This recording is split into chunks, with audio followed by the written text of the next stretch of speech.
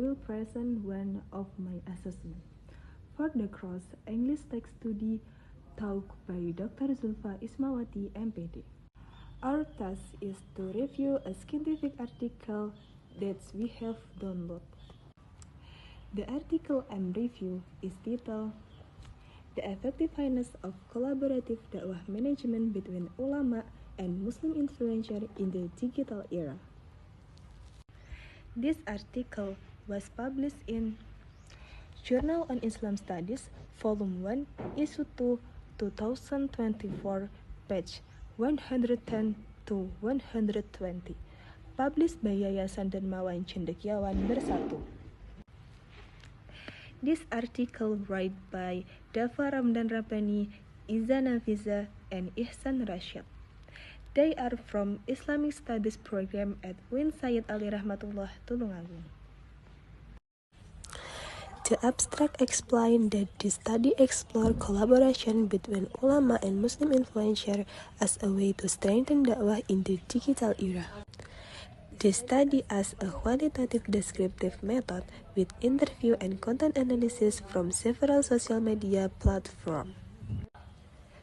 The findings show that this collaboration can increase audience trust, improve message authenticity, and make Islamic message more relatable for modern society.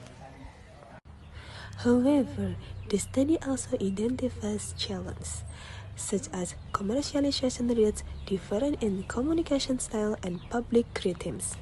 Abstrak ini berisi tentang ringkasan keseluruhan penelitian. Pada artikel ini, abstraknya menjelaskan bahwa peneliti ingin melihat seberapa efektif kolaborasi antara ulama dan influencer muslim dalam berdakwah di era digital. Abstrak ini menyebutkan bahwa penelitian memakai metode kualitatif atau wawancara dan analisis konten. Kolaborasi bisa meningkatkan keaslian dakwah, kepercayaan audien, dan relevansi isi pesan. Tapi ada juga tantangan seperti komersialisasi dakwah, perbedaan gaya komunikasi, dan kritik publik. Jadi, abstrak itu gambaran singkat dari tujuan, metode, dan hasil utama penelitian. In the introduction, the author explained that dakwah plays an essential role in guiding Muslims and must adapt to globalization and digital technology. Digital media creates new opportunities for Islamic communication, allowing dakwah to reach younger generation with more accessible content. But at the same time, it also brings concerns about accuracy, depth, and the authenticity of religious message. Because of this, collaboration between ulama and influencer become important, where ulama provide religious credibility and influencer credible communication skill and digital reach. Jadi, pendahuluan ini menjelaskan latar belakang kenapa penelitian ini penting. Intinya, dakwah adalah bagian penting dalam kehidupan muslim dan perlu beradaptasi dengan zaman. Globalisasi dan teknologi digital membuat cara berdakwah berubah. Media sosial seperti YouTube dan Instagram membuat dakwah lebih mudah diterima generasi muda. Tapi muncul juga kekhawatiran seperti akurasi ajaran, kedalaman ilmu, dan autentisitas konten agama. Karena itu, kolaborasi ulama dan influencer dianggap perlu agar dakwah tetap kuat secara ilmu, tetapi tetap relevan secara digital. Jadi, pendahuluan ini menjelaskan kenapa kolaborasi ini perlu diteliti. The findings show several important points. First, collaboration help combine traditional religious authority with modern digital communication. Second, trust, authenticity, and content relevance are key factors in successful dakwah collaboration.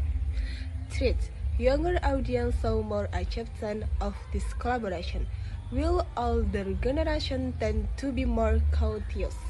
And the last, the challenge include commercialization rates, different in communication style, and negative public response. Jadi, bagian hasil menjelaskan temuan penting setelah peneliti melakukan wawancara dan analisis media sosial. Temuan utamanya, 1. Kolaborasi ulama dan influencer itu efektif karena menggabungkan otoritas agama ulama dengan kemampuan komunikasi digital influencer. 2. Faktor kesuksesannya adalah kepercayaan, keaslian pesan, dan kesesuaian konten dengan kebutuhan audiens. 3. Generasi muda lebih menerima model dakwah ini daripada generasi yang tua. Yang keempat, tantangan yang ditemukan yaitu resiko komersialisasi dakwah, perbedaan cara komunikasi, dan kritik publik. Yang kelima, peneliti merekomendasikan adanya pedoman formal, pelatihan, dan evaluasi untuk menjaga kualitas kolaborasi dakwah. Jadi, bagian hasil itu menjelaskan apa yang ditemukan peneliti secara nyata. That is my review of the article. I hope this video is helpful and informative. Thank you for watching. Wassalamualaikum warahmatullahi wabarakatuh.